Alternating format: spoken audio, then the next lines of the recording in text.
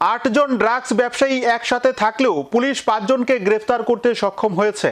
বাকি 3 জন ড্রাগস ব্যবসায়ী পুলিশের চোখে ধুলো দিয়ে পালিয়ে গেল। রাধাকিশোরপুর থানার ওসি বাবুল দাস এই 3 জনকে আদৌ পারবে কি জালে তুলতে, সেটাই এখন দেখার। সচেতন নাগরিকদের বক্তব্য নেশার সাম্রাজ্য গড়ে উঠেছে উদয়পুর বন্দোয়ারে। বিশালগড় থেকে ড্রাগস ব্যবসায়ী বন্দোয়ার এলাকার বাসিন্দা রূপম মিয়ার বাড়িতে বসে ড্রাগস আদান প্রদানে ব্যবসা করে। গোপন খবর আসে রাধাকিশোরপুর থানায়। খবর পেয়ে বন্দোয়ার এলাকায় ড্রাগস বিরোধী অভিযান চালায় পুলিশ। এদিন সিপাহীজলা জেলা 4 জন এবং গোমতী জেলায় উদয়পুরের একজন ড্রাগস ব্যবসায়ীকে পুলিশ গ্রেপ্তার করে। তাদের কাছ থেকে 5টি দামি মোবাইল ফোন, 275টি ড্রাগসের কৌটো, একটি গাড়ি আটক করে পুলিশ।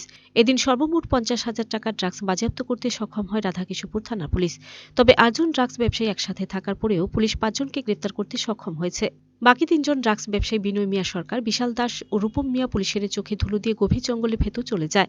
রাধাকিশোরপুর থানার ওসি বাবুল দাস এই 3 জনকে আদৌ পারবে কি জালে তুলতে, সেটাই এখন দেখার।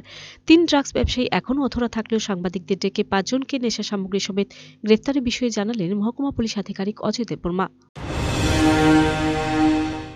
অ্যাকচুয়ালি গতকালকে রাত্রিবেলায় 7টা সাড়ে 7টা নাগাদ আরকেপুর থানায় একটা খবর আসে যে বন্দোয়ার এলাকায় কিছু লোক যারা ড্রাগসের সঙ্গে জড়িত তারা এখানে একাঠা হচ্ছে এবং ডিস্ট্রিবিউশন করার জন্য এখানে আসছে। এই খবর পাওয়ার পর থানার ওসি এবং তার স্টাফদের নিয়ে এখানে যায়। তো অনেকক্ষণ রাত্রে কর্ডন করার পর সেখানে 5 জন লোককে ডিটেন করতে সক্ষম হয় এবং আরও ছিল বাকি 3 জন, তারা পালিয়ে যায় সেখান থেকে। তো ওইখানে সার্চ করার পর একটা বাড়িতে সার্চ করার পর ওইখানে 275 লুজ বাইলস অফ হিরোইন সেখান থেকে রিকভারি হয় এবং সঙ্গে একটা ওয়াগনার গাড়ি আর 5টা অ্যান্ড্রয়েড মোবাইল, এগুলি তাদের কাছ থেকে বরামদ হয়। তো ডিউরিং সার্চ তাদের কাছে কিছু খাতাপত্র পাওয়া যায় যেখানে তাদের এই ড্রাগস রিলেটেড যে হিসেব নিকেশ, যারা কাকে কত টাকা বিক্রি করেছে সেই ডিটেলসগুলিও আমাদের কাছে আসে। অন ডেট বেসিস একটা কেস রেজিস্টার হয় এই আরকেপুর থানায়, কেস নাম্বার 4 NDPS অ্যাক্টে আমরা একটা কেস নিই। ইনভেস্টিগেশন চলছে। যে 5 জন অ্যারেস্ট হয়েছে তাদের মধ্যে 4 জন, 3 জন বিশালগড় এলাকার, 1 জন ওয়েস্ট ত্রিপুরার আর 1 জন আমাদের আরকেপুর থানার এলাকার।